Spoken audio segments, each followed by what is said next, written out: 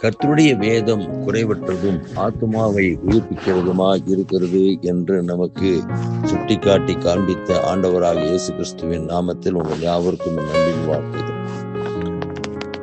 வேதாகம மொழி பெயர்ப்பிற்காக ஆண்டவரின் அருட்பிரசன்னத்தினால் உந்தப்பட்டவர்கள் வேதாகமத்தை மொழிபெயர்க்கும் இச்சிறந்த பணியில் தங்களை ஈடுபடுத்தி வருகிறார்கள். வேதாகமம் மானிடருக்கு கிடைத்த மாபெரும் வரப்பிரசாதம். இம்மாபெரும் பொக்கிஷம் அனைத்து மனிதர்களின் கைகளிலும் கிடைக்காதது ஒரு பெரும் குறையே. வேதாகமத்தை பார்க்க வேண்டும், படிக்க வேண்டும் என்ற ஆவல் கொள்ளும் பல உள்ளங்களின் மொழிகளில் இந்த வேதாகமம் இன்னும் மொழிபெயர்க்கப்படவில்லையே.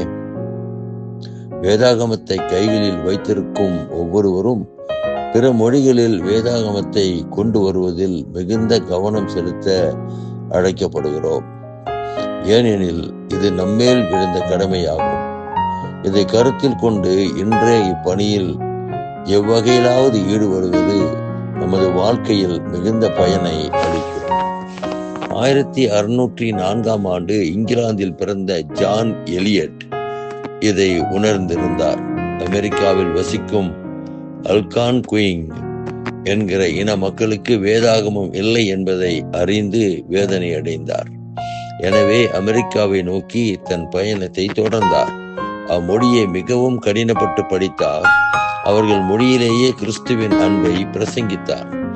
1661 ஆண்டு அம்மக்களின் மொழியில் புதிய ஏற்பாட்டை மொழிபெயர்த்தார். புதிய ஏற்பாடு கிடைத்த மகிழ்ச்சியில் அம்மக்கள் குதூகலமடைந்தனர். 1663 ஆண்டு பழைய ஏற்பாட்டையும் மொழிபெயர்த்தார். மக்கள் வேத அறிவில் வளர ஆரம்பித்தனர். 1674 ஆண்டு 14 சுய ஜெப குழுக்களை ஆரம்பித்து நாட்டின் மக்களுக்காக ஜெபிக்க தூண்டினார். 24,000 மக்களை இரட்சிப்பின் பாதையில் வழி நடத்தினார். அம்மக்களிலேயே 24 பேரை போதகர்களாக தெரிவு செய்தார். அமெரிக்காவின் அப்போஸ்தலன் என்று அழைக்கப்படும் இவர் நாமும் பிற மக்களுக்காக இறைப்பணி செய்ய நமக்கு அறைகூவலை தருகின்றார்.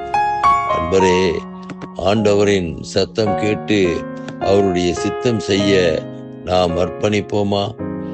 ஓர் இருண்ட இடத்தை எனக்கு காண்பியும், அந்த இடத்தில் நான் முழு பிரகாசத்தோடு பிரகாசிக்க உதவி செய்யும். ஆண்டவரே, நீர் காட்டும் எவ்விடத்திற்கும் சென்று உந்தன் பணி செய்ய என்னை அர்ப்பணிக்கிறேன். கர்த்தர் நம்மை ஆசீர்வதிப்பாராக.